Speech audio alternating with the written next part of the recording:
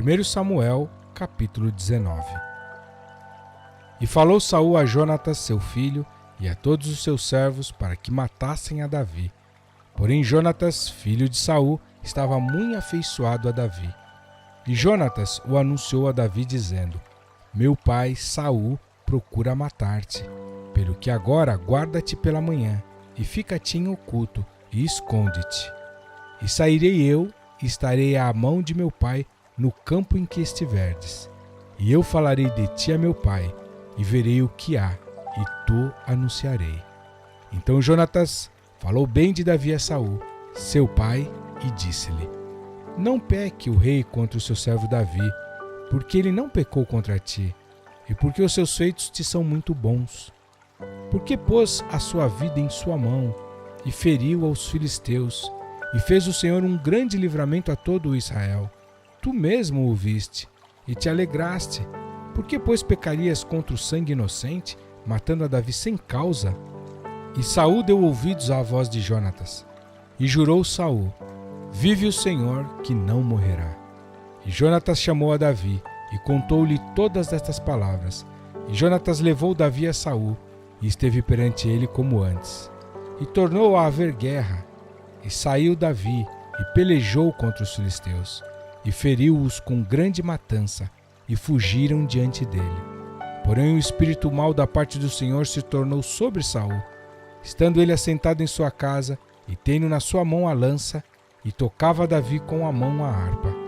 E procurou Saul encravar a Davi na parede, porém ele se desviou de diante de Saul, o qual feriu a parede com a sua lança, porém fugiu Davi, e escapou naquela mesma noite. Porém Saul mandou mensageiros à casa de Davi, que o guardassem e o matassem pela manhã, do que Mical sua mulher avisou a Davi, dizendo: Se não salvares a tua vida esta noite, amanhã te matarão. Então Mical desceu a Davi por uma janela, e ele se foi e fugiu e escapou. E Mical tomou uma estátua e a deitou na cama, e pôs-lhe à cabeceira uma pele de cabra, e a cobriu com uma coberta.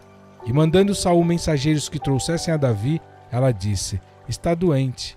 Então Saul tornou a enviar mensageiros que vissem a Davi, dizendo: Trazei-mo na cama, para que o mate.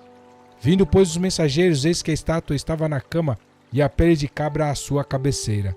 Então disse Saul a Mical: Por que assim me enganaste, e deixastes ir e escapar o meu inimigo?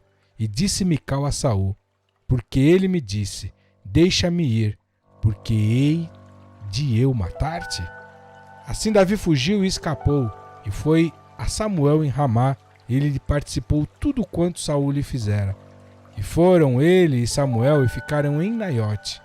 E o anunciaram a Saul, dizendo: Eis que Davi está em Naiote, em Ramá.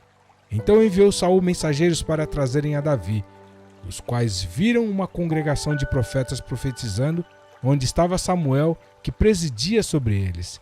E o Espírito de Deus veio sobre os mensageiros de Saul, e também eles profetizaram. E avisado disto Saul, enviou outros mensageiros, e também estes profetizaram. Então enviou Saul ainda uns terceiros mensageiros, os quais também profetizaram. Então foi também ele mesmo a Ramá, e chegou ao poço grande que estava em Secu.